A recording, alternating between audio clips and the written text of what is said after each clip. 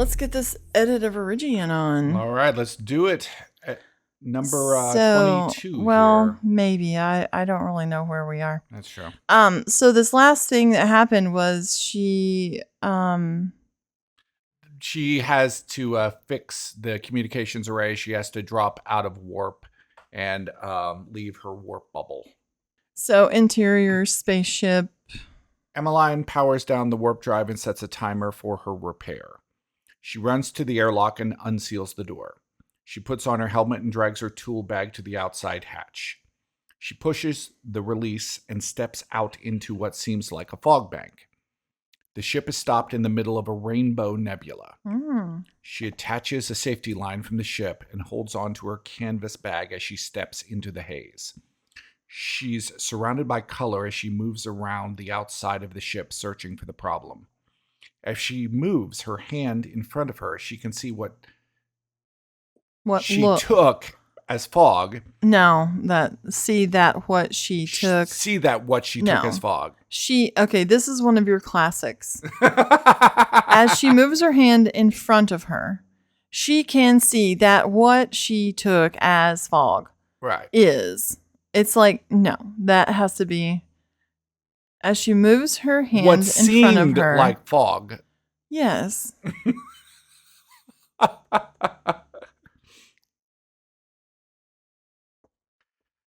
In front of her, what seemed like fog is actually tiny silver particles. She writes her name with her finger in the air. It appears and dissolves. She keeps flying through the silver murk and spies the damage around the communications tower. Pulling the rope out of her bag, she glides over to the dish and grabs onto the hull of the ship with her one available hand. She ties the bag to it so that it's free floating. So it's free floating. I guess it's free floating is fine. Emmeline reaches inside her bag and pulls out the first tools she will need to complete the repair. I would just say reaches inside and pulls out. Yeah, that was all clear. I mean, that's a crazy scene. I like the fact that she writes her name. Yeah, that was cool. Yeah. Okay. Interior shuttle space. Hold on, I added a space that doesn't need to be here. Okay. Robbie is inside the airlock, patiently awaiting Emmeline's return. Emmeline appears out of the silver mist in the window and re-enters the ship. She sets down her bag. It sets, right? Yeah. Yes. Sets down her bag and takes off her spacesuit, putting her uniform back on. Right. Okay, that's fine. Emmeline. That was an amazing 5 years. How many dog years is that? Arf, arf, arf. Okay. We don't have that much time. Emmeline makes her way over to the computer console and types. Play back the last 10 seconds of unsent message. I don't know how many bears are around anymore, but we have zoos, which are kind of prisons for animals, and we could show you videos. Send message. Send message. Message sent. Emmeline smiles. She types into the computer. Restart Alcubierre drive. Incoming distress signal. Cancel restart. Source of distress signal. Unknown. Distance to signal. 173,000 miles. Estimated time non-warp travel. 45 minutes. Change course to intercept. Emmeline. Maybe it's a robot. The Lyra approaches a ship. It's identical to the one that Emmeline is piloting. It seems devoid of life. As the Lyra circles.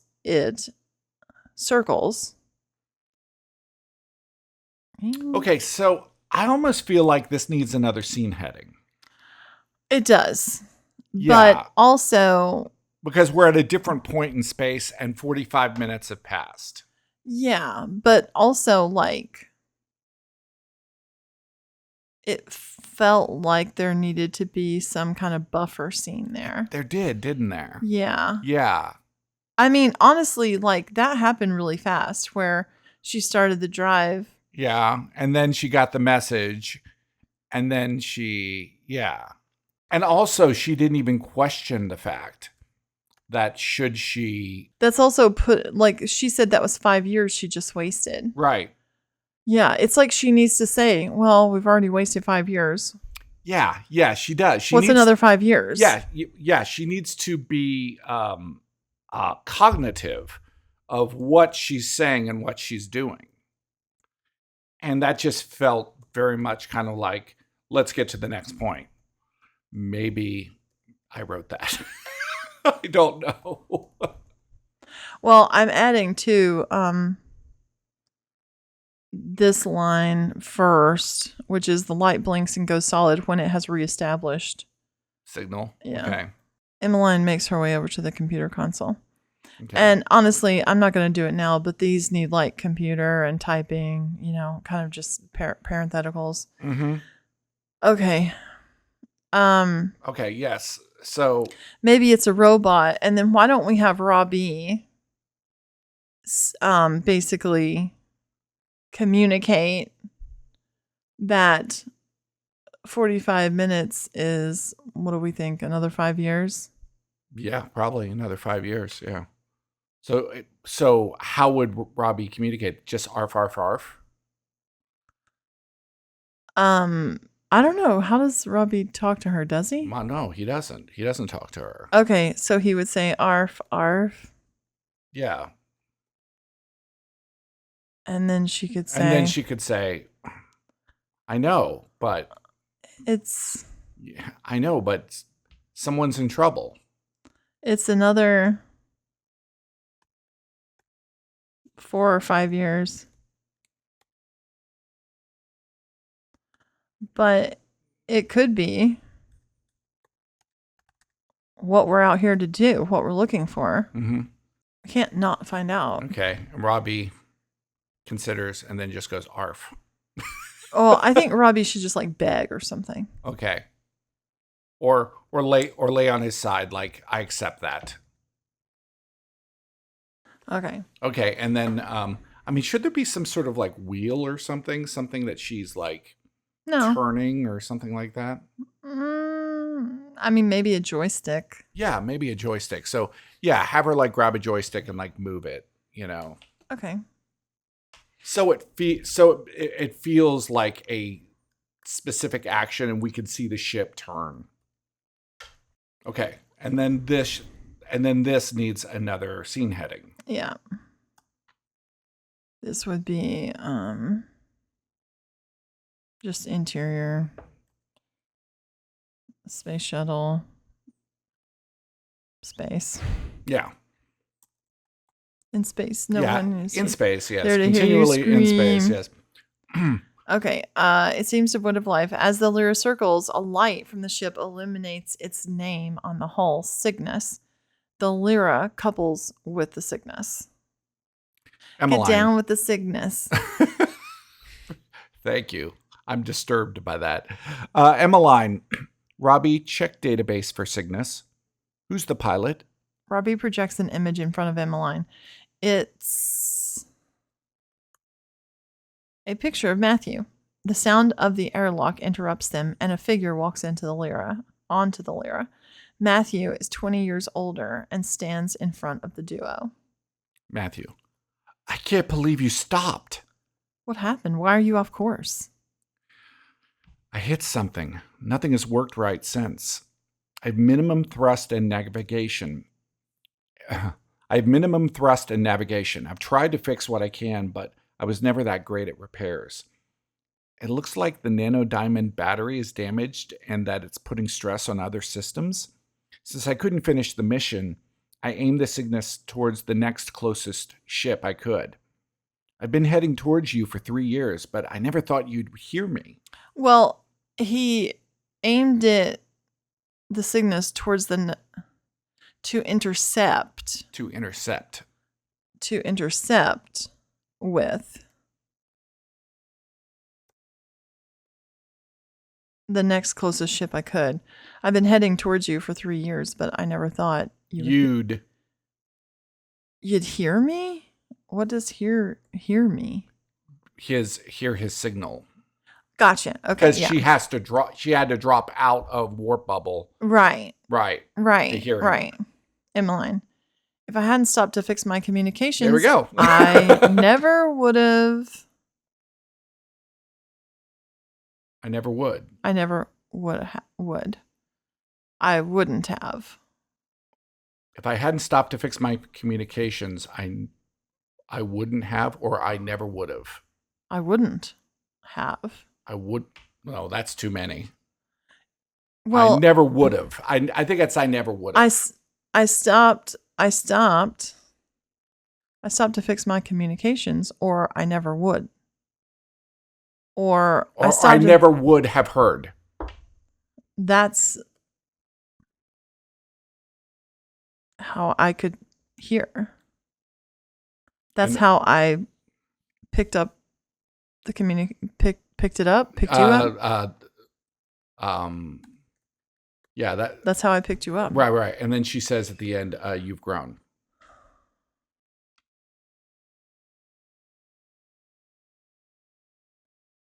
I tried a beard for I tried a beard for a while, but it got scratchy.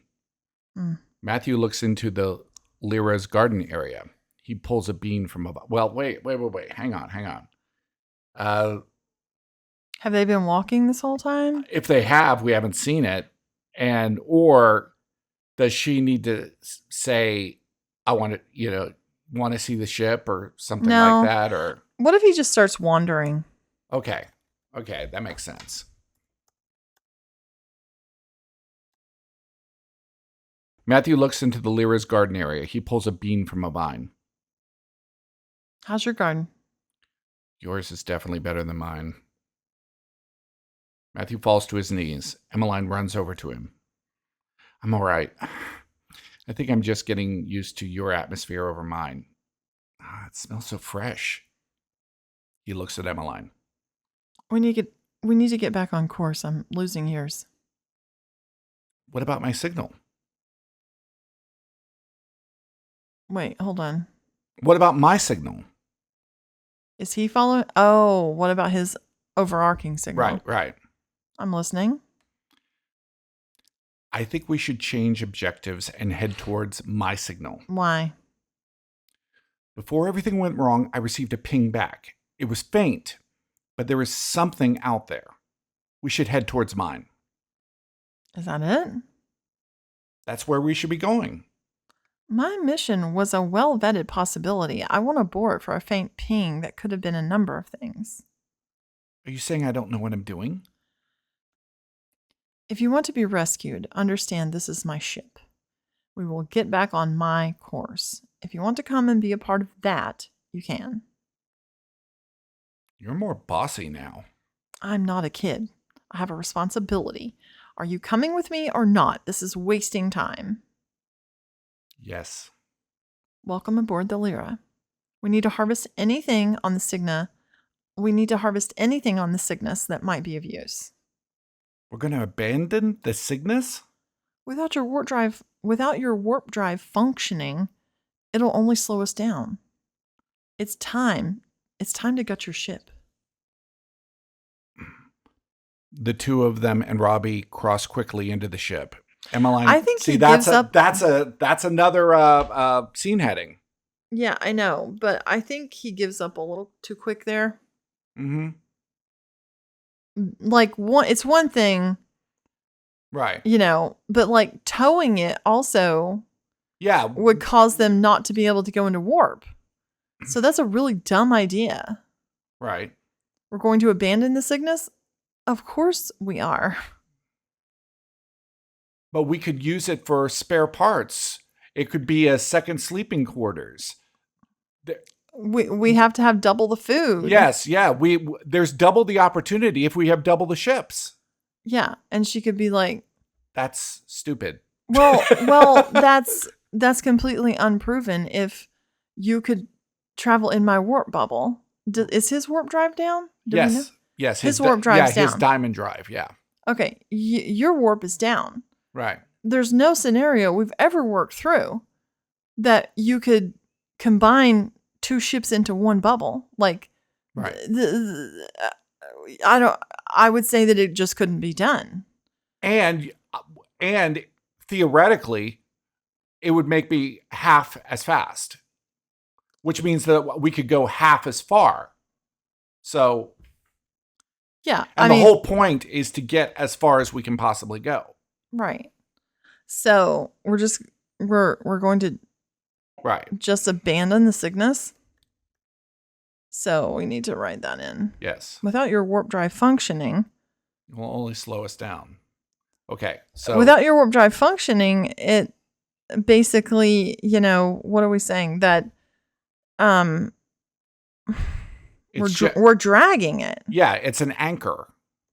And then let's have Matthew. And it's like it gives us twice the possibilities, twice as much space, twice as much ground to grow food on. Spare parts if we break down.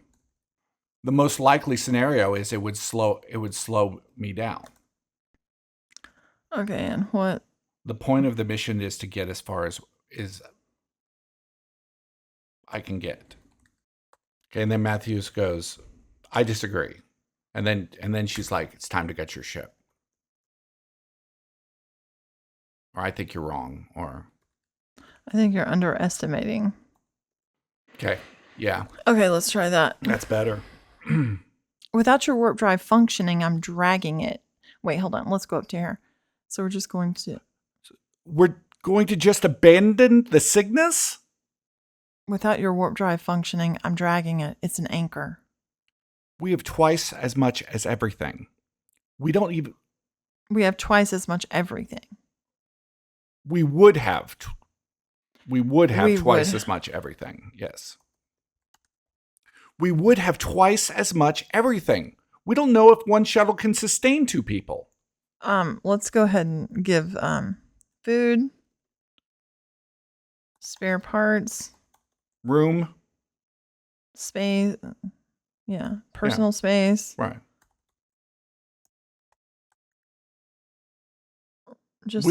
Yeah. We would have twice as much everything. Food, spare parts, personal space. We don't know if one shuttle can sustain 2 people. We also don't know if one shuttle can haul another or enter warp bubble. The most likely scenario is it slows me down. The point of the mission is to get as far and close as I can get. I think you're underestimating, and we should try it. I'm the captain. I say no. It's time to gut your ship. The 2 of them and Robbie cross quickly into the ship.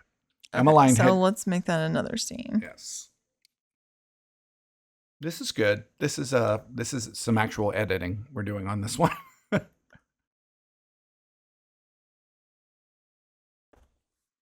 Okay. Emmeline heads towards Matthew's life garden.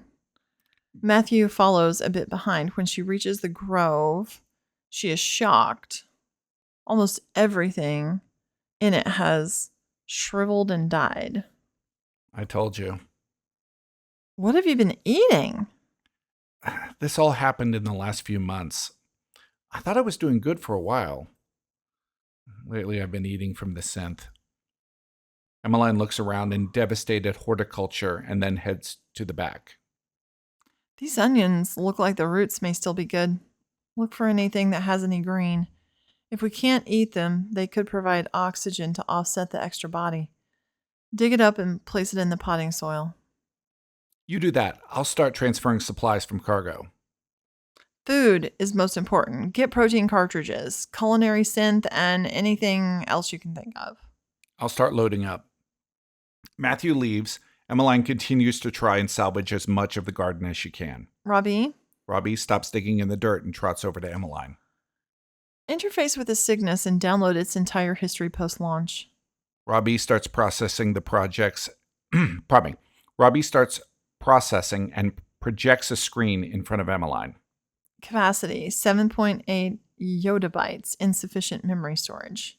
Emmeline, source video files unaccessed within the last 10 years and downres them. Robbie processes. Available storage, 9.1 yottabytes. Emmeline, upload Cygnus drive. Robbie begins the upload. Emmeline keeps searching for anything living. Matthew comes in. I'm done. Emmeline. I've salvaged as much as I can. Some may be too far gone. I'll pack my personal items. Emmeline, I'll look for tools and electronics. Matthew leaves again. Emmeline grabs a box and moves through the ship. She stuffs anything that isn't locked down into it. Robbie is walking with her, but is still processing the massive swath of data. She pops open a door and unplugs. Oh, really? A massive swath of cords. So many swaths. And they're so massive. Fuck you. You were on a massive swath idea that day. I was. Processing the data. She pops open and unplugs a massive swath. She pops out a circuit card and carefully stores it in a small storage. Stores it in a storage compartment? Stores it in a small compartment in Robbie. She finds herself in the doorway of Matthew's room. His table is filled with tiny clay figurines. He sees her noticing his creations. I'm sick of sculpting. I make something and I play with it and then crush it and make something else over and over again. It's endless.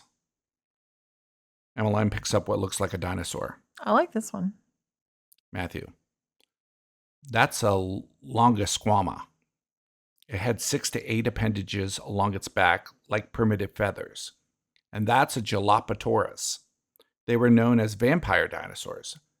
They were small enough to suck the blood of larger ones by hanging onto their belly. Emmeline shoves them into the bag.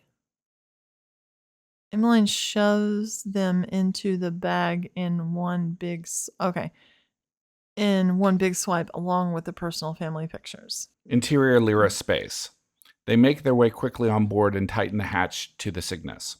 Emmeline pulls up a star chart on her cockpit screen and looks at where they are and how to get back on the original trajectory. Trajectory. Trajectory. She starts to make the time calculations. Matthew looks at the chart. Is that where you're headed? Emmeline. Red dwarf star, exoplanet Kepler. Wait, why is that a dash? Period.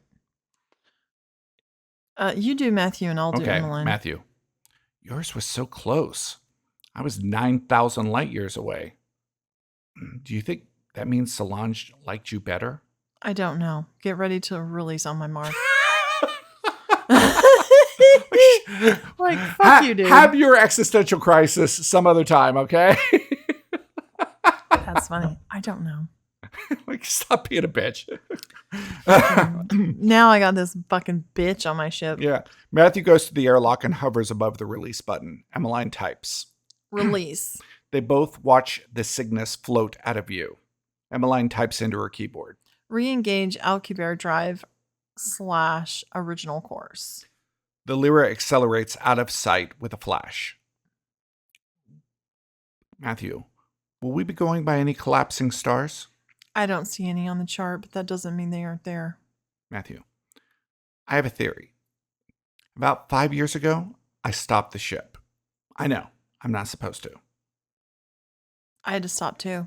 Passing through silver particles wore the communications down. I was receiving another radio signal from GRS 1915 plus 105 in the Aquila galaxy, a neutron star, and I wanted to investigate it. As I got closer to the collapsing body, my clock started to go crazy, and I was accelerating without even using the Alcubierre. How fast? I got scared and turned around, but I calculated if I hadn't stopped, I could have traveled 112 light years in 1 year. That's incredible. Do you think that's accurate? I don't even know if the ship can handle that kind of speed. It could have just blown apart. The density of time-space changed as the star collapsed? Thinned? But if the neutron star's gravitational... Wait, hold on. Oh, I got it. But if the neutron star's gravitation thinned out space and even time, then it stands to reason you could accelerate through the thinner space. I was thinking that getting closer to the edge of the star is like a race car going faster because it is hugging the turn. Let's say, why did you say it is? Nobody says it is. It's hugging the turn. I think my explanation makes more sense. We should look for one on the way. There isn't one. Then we set our own course. I've already lost so much time. I cannot and will not sacrifice my mission further. Think about it. We could gain a lifetime. We could skip from one anomaly to another and even make it back to Earth. Or we could fulfill both missions. This could change everything. My ship, my decision. I like how she's just like, fuck you, dude. This is my ship. Shut up. Shut up. Yes. No, there is a definite energy between them.